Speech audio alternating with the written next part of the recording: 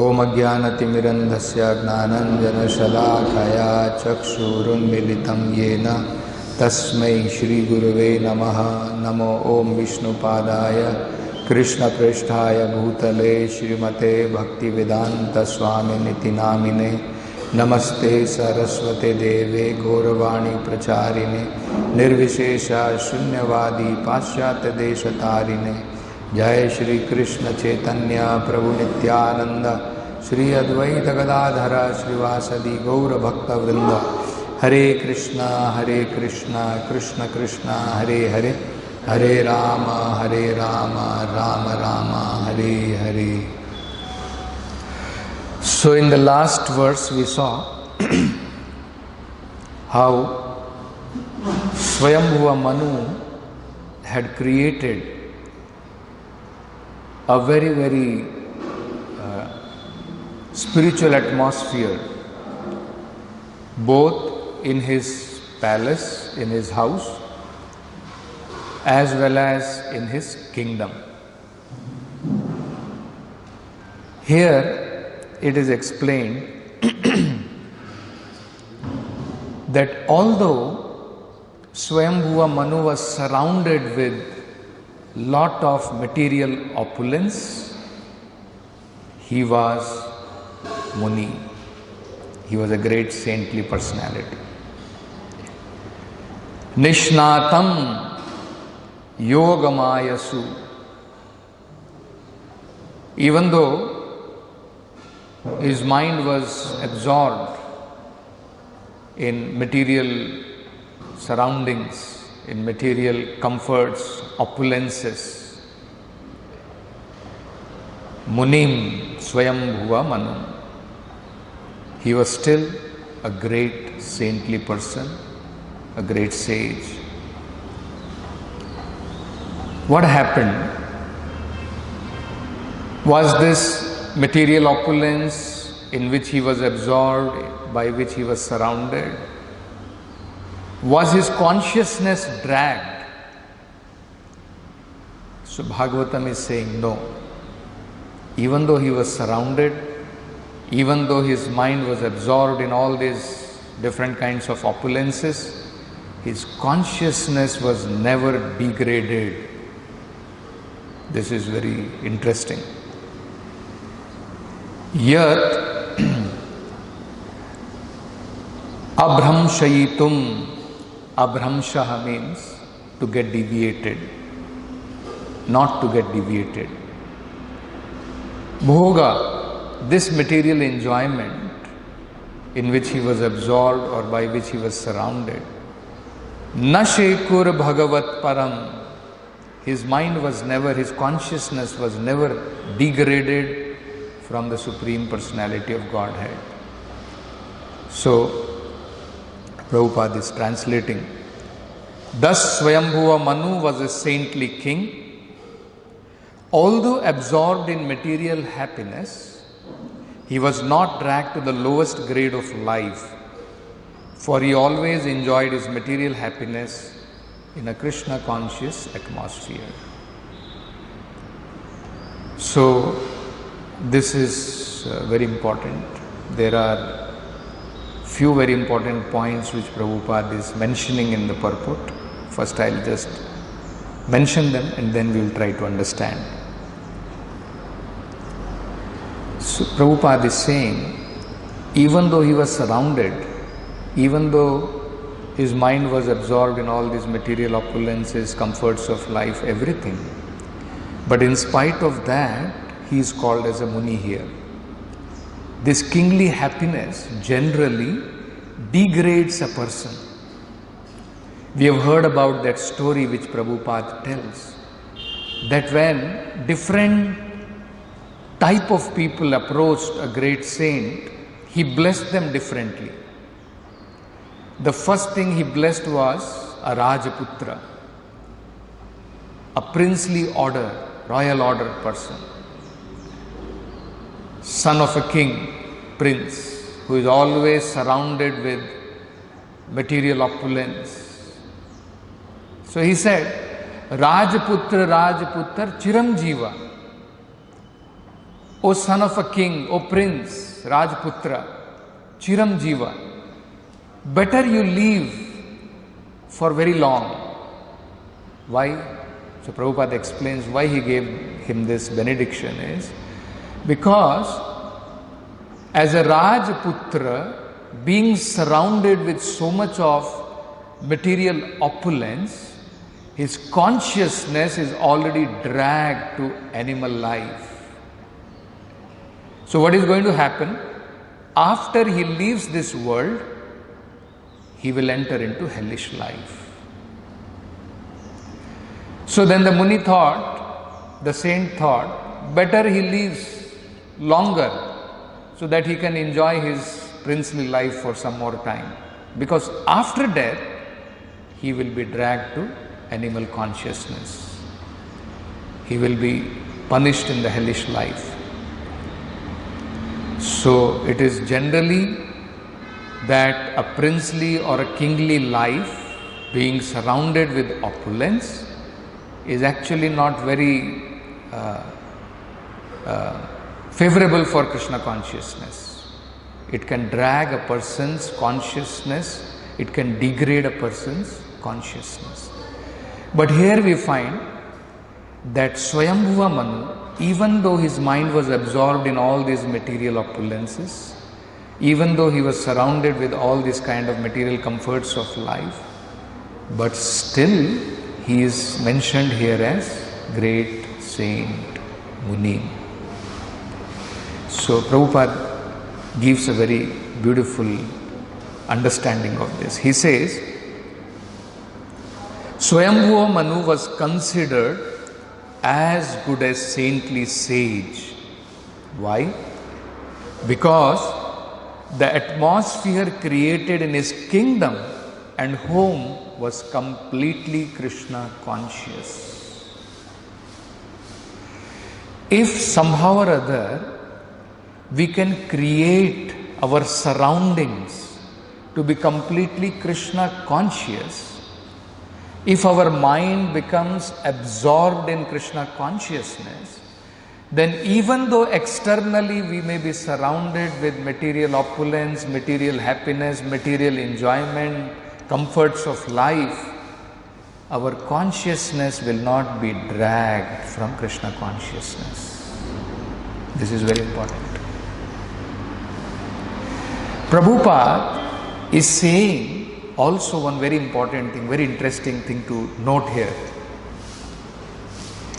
Prabhupada is saying this case is similar. Swayambhuva Manu's case, being surrounded with material opulence, but his mind is absorbed in Krishna. So Prabhupada is saying similarly, actually speaking, all the living entities, they all come to this material world for sense enjoyment, for sense gratification. They have the tendency, bhoga vancha kare. They want to enjoy material things. So, with that propensity, we all come in this material world. We can take, the living entities can take a great example from the example of Swayambhuva Manu. That material enjoyment, it is not required to be completely given off. But if we surround ourselves, if our consciousness is absorbed in Krishna consciousness by making our home Krishna conscious, our surrounding Krishna consciousness, then even though all these material enjoyments may be present, still we will not become degraded. So Prabhupada is saying, the case is similar with the conditioned souls in general. They have come into this material life for sense gratification. But what they can do? But if they are able to create a Krishna conscious atmosphere as depicted here or as prescribed in revealed scripture, how? By temple worship and household deity worship. Either going to the temple or making your own house as a temple. Then in spite of their material enjoyment, They can make advancement in pure Krishna consciousness without a doubt. See, what a great advantage for the living entities. That it is not required that immediately they have to give up all their material opulences, material surroundings, whatever they may have. But if they somehow or other learn this art of making their home Krishna conscious, their atmosphere Krishna conscious, then they will become purely Krishna conscious gradually. So this is a very important thing. We will see this in Bhagavad Gita also. Krishna explains this. So another third very important point which Prabhupada mentions is that it may be very difficult for people generally to follow the regulatory principles on their own. But this Krishna consciousness movement is specifically meant that people can learn this art. Either they can come to the temple, have the darshan of the deities in the temple, attend the programs in the temple, or learn from here and they can make their own homes Krishna conscious home. This is a great advantage.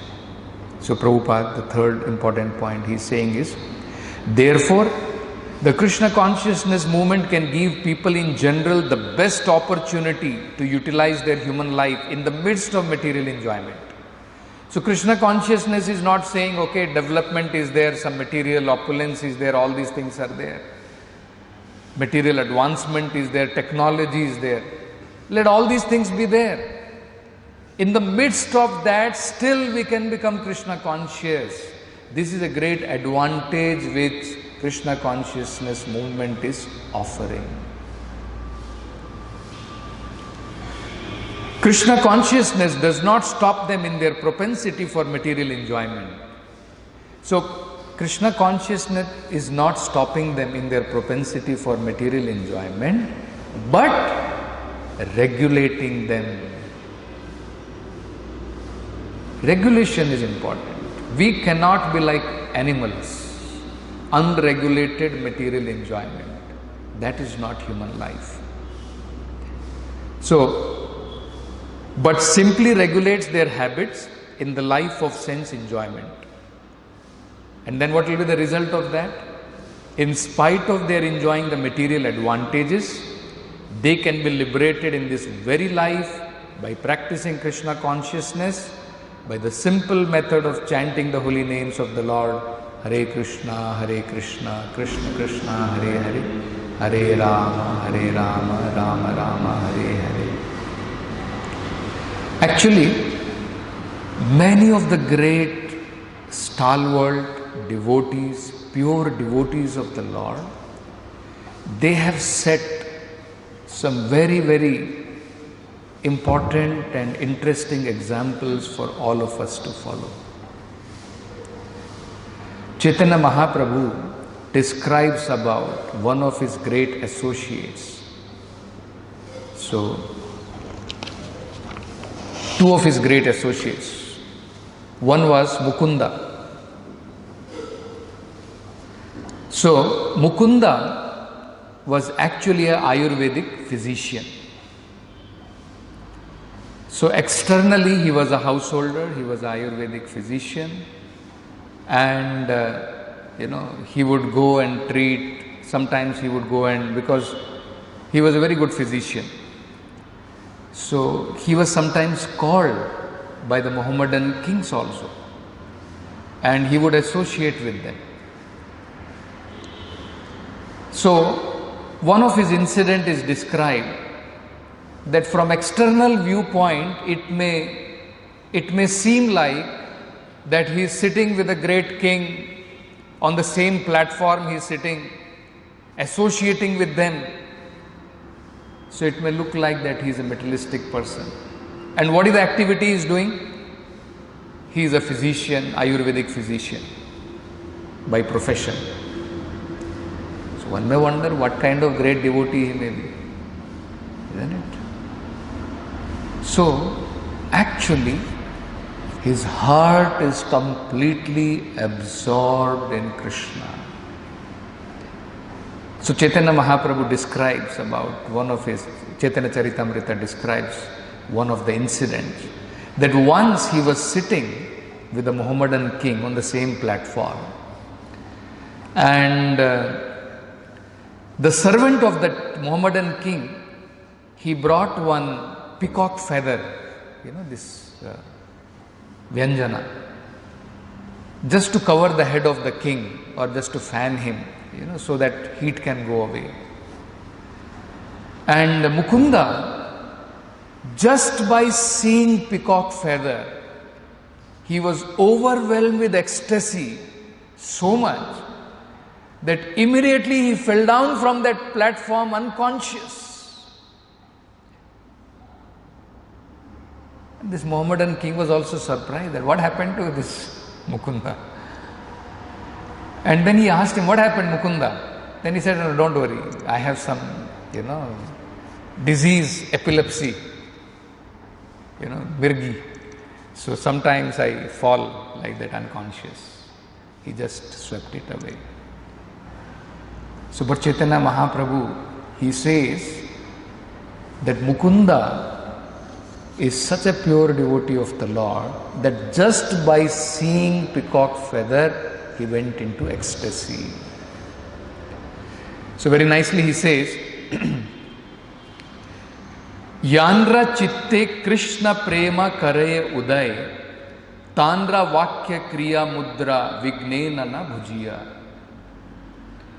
That means, even the most learned person, vigneha, even a most learned, what to talk about common people like us.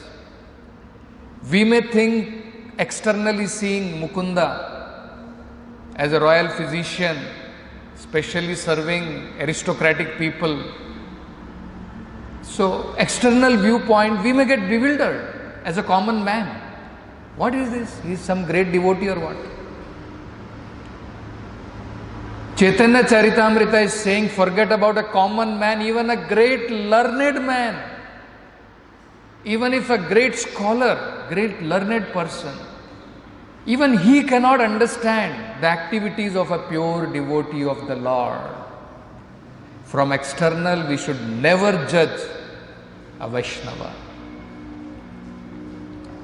So, even the most learned man cannot understand the words, activities and symptoms of a person situated in love of Godhead.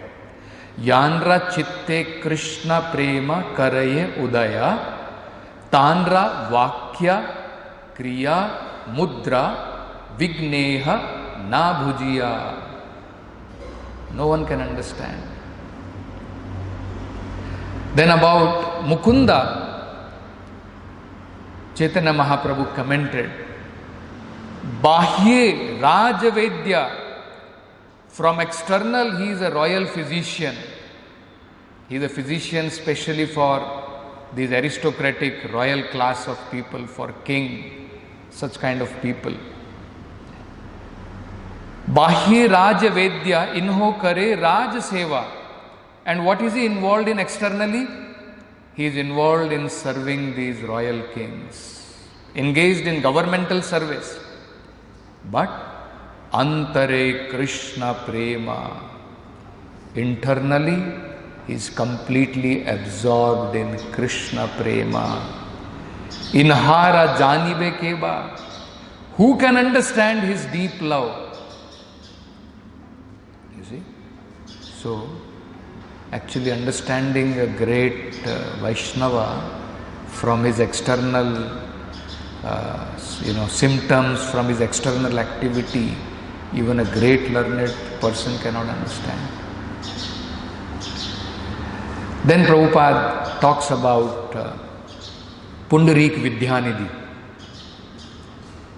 Chaitanya Mahaprabhu used to call him Father. Oh my dear Father, when will you come? Oh my dear Father, when will you come? Sometimes he would cry loudly. Then all his associates could not understand, because he would say Pundarik, Pundarik, Vidyanidhi, Pundarik, Vidyanidhi. So they would sometimes think Pundarik means it's a name of Krishna. Probably he is calling Krishna as his father. And they would think, they would try to analyze, maybe Vidyanidhi is some word, something like that associated with Krishna. But then you finally ask Chaitanya Mahaprabhu, what is this? Sometimes you have been calling Pundarik Vidyanidhi, oh my father, when will you come? So then they asked, so Chaitanya Mahaprabhu said, okay, if you want to understand about him, I will call him. So then he was in some other village, he was born in some other village. Actually he was from the same village where Mukunda was also there. So Mukunda knew him as a great devotee of the Lord, pure devotee of the Lord, very, very exalted devotee of the Lord. Chaitanya Mahaprabhu later used to call him as, instead of Pundarik Vidyanidhi, used to call him Premanidhi. He is an ocean of love of God, Premanidhi, he used to call him. That is the title he gave him. So he was such a great devotee. So, one day, he was finally called to meet Chaitanya Mahaprabhu, and he came to Navadvip. So in Navadvip, he came to because he was a very aristocratic personality. He was not from some small family like that. So he was sitting in a palace in Navadvip, and he was sitting on a nice couch surrounded with all kind of comforts, everything. And that is how he was received in Navadvip. When a great aristocratic person travels from one place to another, he will be received well like this.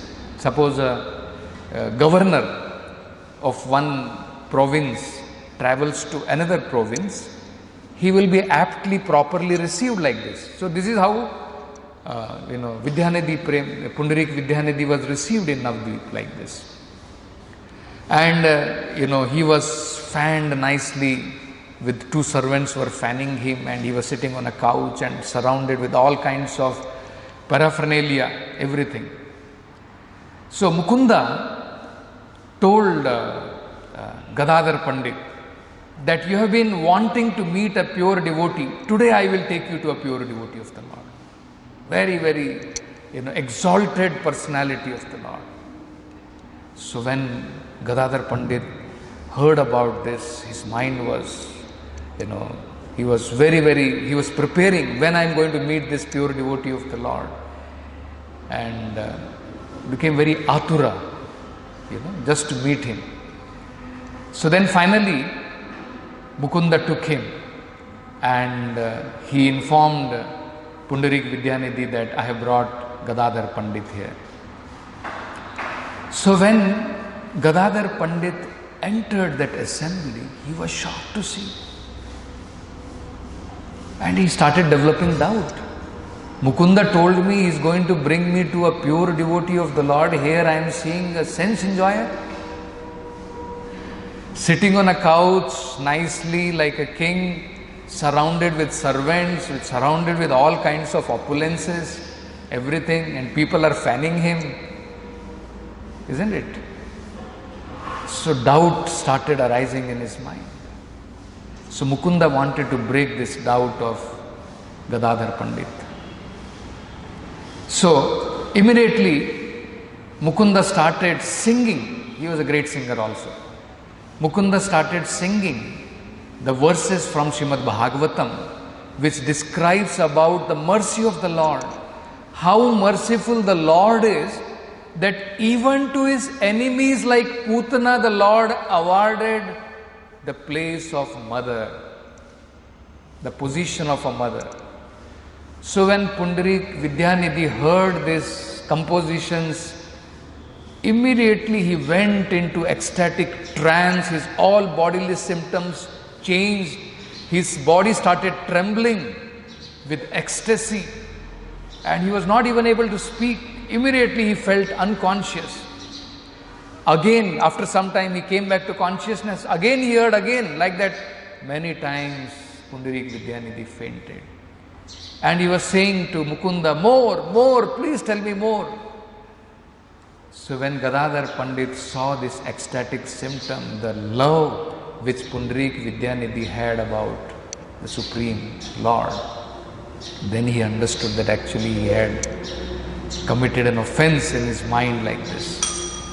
And then finally he said that yes, I want to be initiated by Pundarik Vidyanidhi.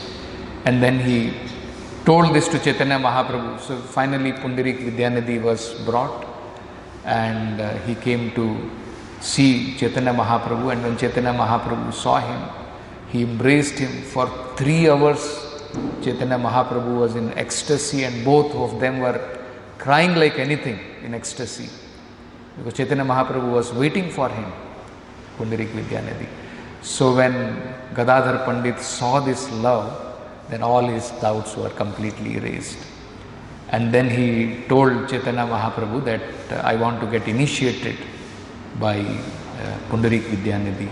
And Chaitanya Mahaprabhu said, yes, immediately Pundarik Vidyanidhi should arrange for his initiation. And we can find Gadadhar Pandit, one of the 5 associates of the Lord, actually is initiated by Pundarik Vidyanidhi. So we can see, so similarly one should not think Swayambhuva Manu, being surrounded externally with all kind of opulences, he has his queen, he has such a material opulence, his mind is absorbed in external things. It may look like this, but actually one should not misunderstand. These great personalities, their heart is completely absorbed in the Lord. They are setting a great example for all of us, how it may not be required that we have to give up all these external things. But the most important thing is, just like Chaitanya Mahaprabhu used to give an example, that how in spite of doing all our material duties, one can be completely absorbed in Krishna consciousness. This is an example Chaitanya Mahaprabhu gives. He says, just like in the Vedic times, the women, they would be carrying on their head, they would be carrying the pots on their head. And mechanically they are carrying the pots, but simultaneously they are discussing with each other, they are talking with each other, their mind is somewhere else. Another example Chaitanya Mahaprabhu gives is that in a household life, when a wife is attached to a paramour outside of the family, she is doing all her different kinds of activities normally. All external activities are done normally, but mind is completely absorbed in that paramour. Similarly, this is how we have to learn in this material world. Externally, we may carry out our material duties, our material obligations, so many things are there. But if we create a spiritual atmosphere, then our mind can be completely in Krishna conscious, even though we may be surrounded with all these kind of material things. So, in the 8th chapter in Bhagavad Gita, Krishna describes this very nicely, and Prabhupada says this is what in general people should follow. The living entities should follow this, because it's not possible that everybody can give up everything and surrender like that. But while doing our material duties and activities, in spite of that, one can be completely absorbed in Krishna. So this comes in the 8th chapter, I think it's Shloka 8th.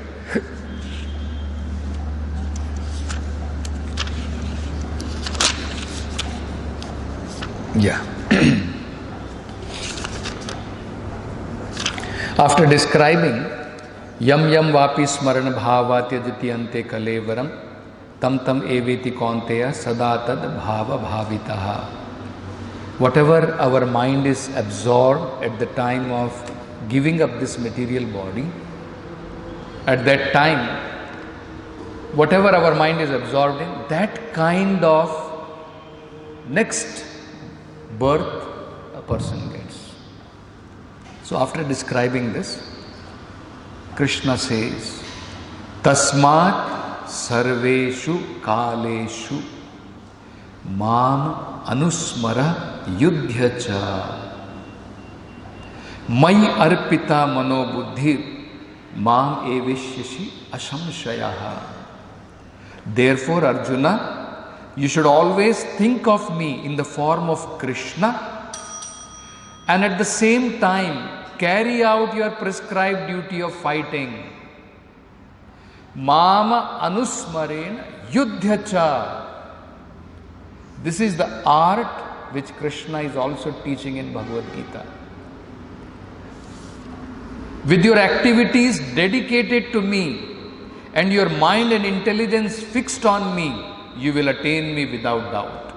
So in the purport, Prabhupada explains, this is a very important instruction for all people engaged in material activities. It's a very important instruction.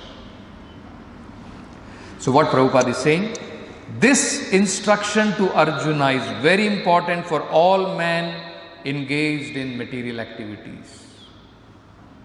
The Lord does not say one should give up his prescribed duties or engagements. One can continue them and at the same time think of Krishna by chanting Hare Krishna. So thinking of Krishna also in Kali Yuga, the most important method, the way of thinking of Krishna, the best method of thinking of Krishna is by chanting the holy name of Krishna. Because by chanting we are associating directly with the Lord. So what will happen by this? This will free one from material contamination and engage the mind and intelligence in Krishna. By chanting Krishna's name, one will be transferred to the supreme planet Krishna Loka without a doubt. So this is very important. Another great example which from few days we have been hearing is about great Acharya Bhakti Vinod Thakur. Right? Bhakti Vinod Thakur produced materially many children. Right? It may look like from external that what kind of Krishna consciousness is he practicing? We may be having one children, two children, but he had many children. Not only that, he was a magistrate, he was doing service in the government for the Britishers, and he was engaged in all those duties he had to perform. But actually we can see from the life of Bhakti Vinod Thakur, he was a very, very great Acharya, very, very great Vaishnava. So many compositions he has written, so many songs he has written about the Supreme Lord. And all great personalities, they have said that the songs of Bhakti Vinod Thakur are the essence of the Vedic literatures in a simple language. You see? So, actually we can see that from external viewpoint, whether it is Mukunda, Pundarik, Vidyanidhi or great personalities like Bhakti Vinod Thakur, from external viewpoint one may think that they are surrounded with so much of materialism, material activities, material opulence, material duties, isn't it? But actually when we understand from their lives, they are great personalities. Similarly, Swayambhuva Manu, even though he is surrounded with all these opulences and he is, enjoying all these opulences. All those opulences are there. He has his wife, he has children and servants are there serving him. All those things are there. He is taking advantage of all that. But at the same time, because his surrounding is completely Krishna conscious, all these material things, opulences are not able to drag his Krishna consciousness. That is very important. And that is a general principle which he is setting for all the conditioned souls who have come to this material world for enjoyment and somehow or other, if they learn this, that they need not have to give up immediately their propensity for material enjoyment, in spite of all their surroundings of material things and activities. If they simply make their atmosphere Krishna consciousness either in their home, or they visit the temples of the Lord and perform these activities, definitely they will become purified. So we'll stop with this. Srimad Bhagavatam ki jai, Jagat Guru Srila Prabhupada ki jai.